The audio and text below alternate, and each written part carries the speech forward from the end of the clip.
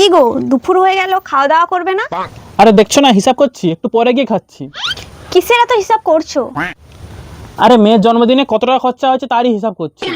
আরে খরচ যা হয়েছে হয়েছে, ভালোই ভালো জন্মদিনটা কেটে গেছে, এটাই অনেক। খরচা হয়েছে মানে তোমার আত্মীয়রা এসে কত টাকার গান্ডা পিন্ডে গিলে গেল সেটা দেখতে হবে না? আরে বাবা জামাই, যা হওয়ার তো হয়ে গেছে, ও কথা ভেবে আর লাভ নাই। এই আরেকজন। শাশুড়ি মা, তুমি ওখানে কি করছো? এই তো বাবা, ডেকোরেটরের জিনিসগুলো একটু পরিষ্কার করে দিচ্ছি। কি মহান কাজ করছে একেবারে। শাশুড়ি মা, তোমাকে ওখানে পরিষ্কার করতে হবে না, তুমি একটু এদিকে আসো তো। কি হয়েছে বলো? কাল রাতে খাসি মাংস খেয়ে আমার প্রচুর পাতলা পায়খানা হচ্ছে, একটু ওষুধ আনো তো। কিন্তু বাবা আমার কাছে তো টাকা নেই। ওষুধ কেনারও টাকা নেই? দাঁড়াও দিচ্ছি। এই নাও ধরো।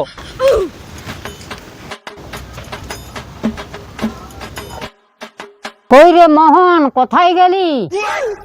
আরে এই তো ঠাকুমা, আমি এখানে, এদিকে আসো এদিকে আসো। ও তুই এইখানে? হ্যাঁ, তোমারই তো মালপত্রগুলোর হিসাব করছি। হিসাব আর কি করবি, এই তো 3,000 টাকা বাকি ছিল। হ্যাঁ, ওই 3,000 টাকা আজকে দিয়ে দিচ্ছি। হ্যাঁ ঠিক আছে, ততক্ষণ আমি হাঁড়ি কড়াগুলো গোছিয়ে। ওই ওনার যে 3,000 টাকা আলাদা করে রেখেছে ওটা দিয়ে দাও তো। আরে মোহন, আমার তো 4টে চামচ ছিল, 3টে চামচ কেন, আর একটা কোথায়? ও তাহলে মনে হয় ঘরের ভিতরে আছে, আমি এক্ষুনি এনে দিচ্ছি। ঘরের ভেতরে আর কোনো চামচ নেই, যা ছিল বাইরে বের করে দিয়েছি। কি বলছো? তাহলে চামচটা গেল কোথায়? তোমার পাড়ায় যা চোর ভর্তি, কোনো জিনিস তো বাইরে রাখলে পাওয়াই যায় না, দেখো কোথায় ঝেপে দিয়েছে। কি বলছো গো? তাহলে এখন কি হবে?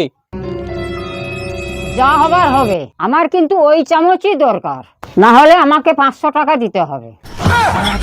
কি বলছো ঠাকুমা, 500 টাকা? তোমার কি বুড়া বয়সে ভীমরতি ধরলো নাকি? আরে 500 টাকা তো 10টা চামচ হয়ে যাবে, আর তুমি একটা চামচের বদলে 500 টাকা চাইছো? আমি অত কিছু জানি না, আমার 500 টাকা দে, না হলে ওই চামচ দে। আচ্ছা কি আর করা যাবে, দিচ্ছি।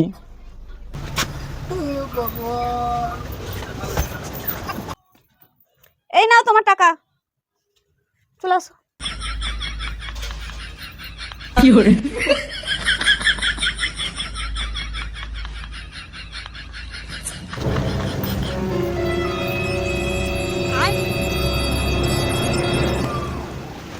কই রে মা, জামাই কোথায় গেলে? বাইরে এসো।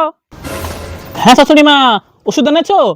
হ্যাঁ বাবা জামাই, ওষুধ তো এনেছি, তার আগে তোমাদেরকে একটা জিনিস দেখাই, দাঁড়াও। रुको जरा सबर करो। তোমাদের তো চামচ নেই বলেছিলে, এই দেখো ডেকোরেটরের কাছ থেকে একটা চামচ চুরি করে রেখে দিয়েছি।